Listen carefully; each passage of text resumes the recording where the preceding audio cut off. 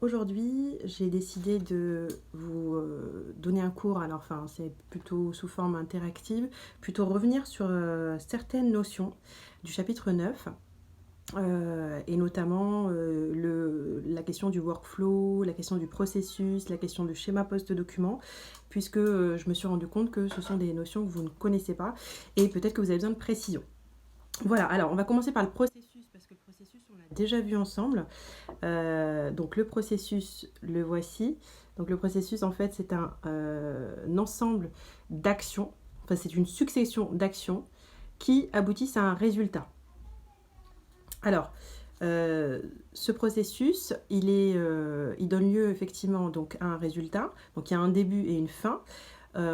Parmi les exemples de processus, on a le logigramme. Le logigramme qu'on a vu en cours ensemble, qui consiste en fait à expliquer un processus de A à Z. Et du coup, parmi les éléments constitutifs de ce processus, vous avez bien sûr des acteurs, qu'ils soient externes ou internes, et vous avez donc des activités. Donc ça, c'est l'ensemble des tâches à réaliser pour aboutir à un objectif.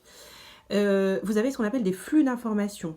Alors du coup, les flux d'informations, c'est effectivement donc, le petit schéma que je vous mets en photo.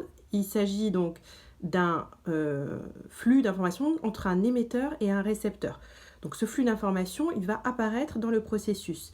Il est formé, donc ces flux d'informations sont formés de données matérialisées par des documents qui circulent entre les acteurs. Qu'est-ce que ça veut dire? Ça veut dire que en fait, on peut avoir le contrat. Un contrat, ça peut être un flux d'informations, mais aussi des documents numériques. C'est-à-dire que si on a une plateforme internet, un processus de gestion où vous avez des documents qui sont enregistrés sous format numérique, on peut très bien le préciser dans le flux d'informations. Voilà.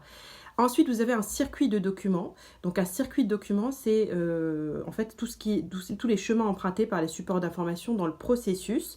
Et du coup, ce circuit de documents, ça peut être soit sous forme de logigramme, soit sous forme de diagramme imagé, soit sous forme de workflow. En tout cas, quand on appelle les circuits de documents, c'est le schéma qu'on a choisi, en fait.